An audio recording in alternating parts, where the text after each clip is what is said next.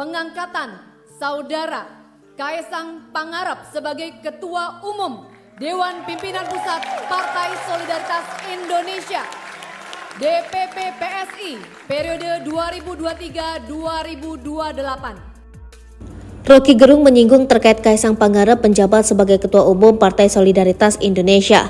Pengamat politik ini melihat ada keinginan Jokowi di balik kehadiran Kaesang di PSI. Diketahui putra bungsu Jokowi, Kaesang Pangarep, telah diangkat menjadi Ketua Umum PSI setelah 2 hari mendaftar sebagai kader PSI. Kaesang menggeser Giring Ganesa dari jabatan Ketua Umum. Langkah Kaesang di politik terbilang luar biasa, baru 2 hari mengantongi KTA PSI langsung diangkat menjadi Ketua Umum PSI. Pengamat politik Roky Gerung mengatakan Kaesang menjadi Ketua Umum PSI merupakan bagian dari permainan Jokowi.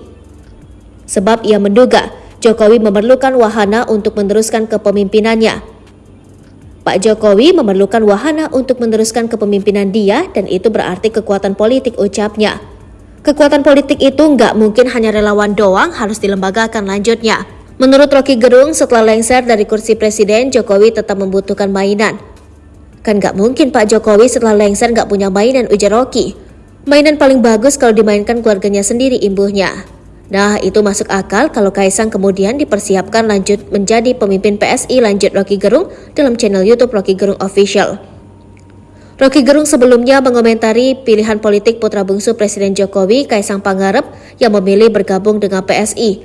Roky menilai PDIP kecewa dengan keputusan putra bungsu Presiden Jokowi tersebut.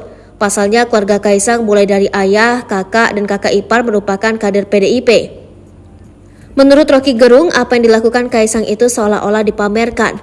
Bukan sebagai penanda Kaesang terjun ke dunia politik, melainkan penanda Jokowi berhenti menjadi petugas partai. Di sisi lain, Roky Gerung menilai bahwa kekecewaan PDIP dan Megawati merupakan hal yang wajar. Sebab menurutnya, PDIP merasa bahwa mereka telah membesarkan Jokowi.